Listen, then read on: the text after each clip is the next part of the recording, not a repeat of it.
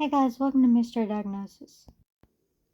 As the end of the spring term approaches, Samantha and Alex celebrate at a local restaurant. She has no idea how radically her life is about to change. We went to a fancy gourmet pizza place, and I had a big slice of pizza, and I remember about 3 bites in, I felt a stabbing in the upper left quadrant of my belly. And I thought maybe it was gas. She said, no, it's different. It was very, very intense. Within a few hours, the agonizing pain subsides, and Samantha thinks little of it. But over the next 4 days, the debilitating cramps return again and again. Every time I would eat or drink anything, I would get this stabbing pain. So I went to the doctor. I described my symptoms, and I told him I feel like my stomach is being twisted every time I eat, and he said, well, most likely you have irritable bowel syndrome. I know it's not it, but as for right now, I think it's appendicitis. So I put myself on a very bland diet. I would eat plain bread, crackers, boiled vegetables, boiled chicken, but I found that even the bland foods would cause pain. Then, to make matters worse, just a week after visiting the doctor, a frightening new symptom begins to emerge. We went on a shopping trip, and she ate some of the food that we had at the mall. She went to the restroom, and when she came back out, she told me that she had thrown up. I thought that it could be or a stomach bug, and it would pass.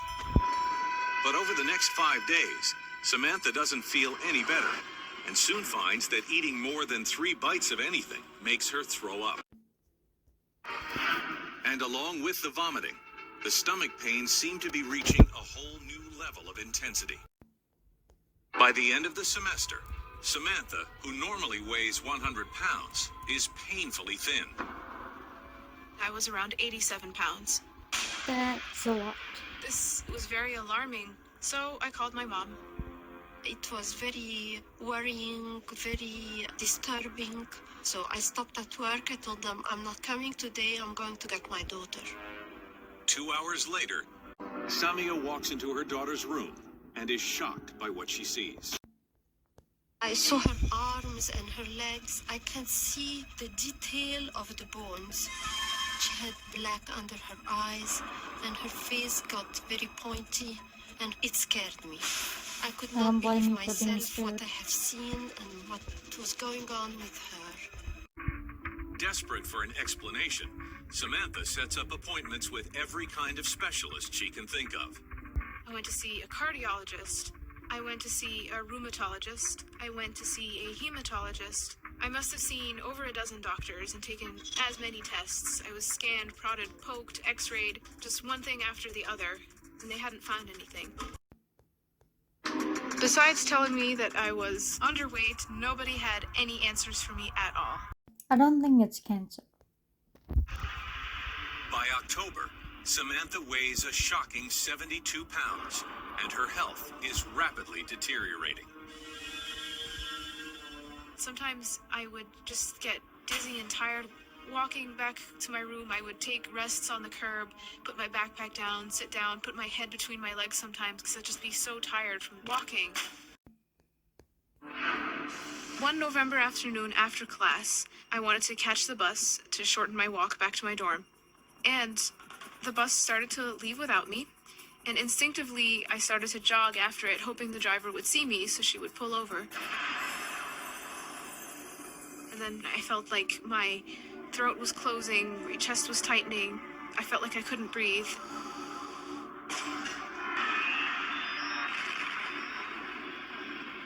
Next thing I knew, somebody had called for an ambulance. Everything happened so fast, I didn't know what to feel. I was just basically trying not to panic. When the ambulance came, they put me on a stretcher and lifted me into the ambulance. I was taken to the hospital, to the ER, and there they checked my heart rate. I was given an EKG. The doctor said that my heart was weakened by my weight loss. And just like you've lost most of the other muscle in your body, you've probably lost some of your heart muscle because you were so underweight. So now your heart has to work very hard, pumping really fast in order to provide enough blood and oxygen. I was thinking I have to take matters into my own hands. Samantha throws herself into researching her symptoms. And just 3 days later, she's onto something. I noticed with all the tests that were being done that they were all focusing on my stomach or my large intestines. So I started thinking, what about everything in between?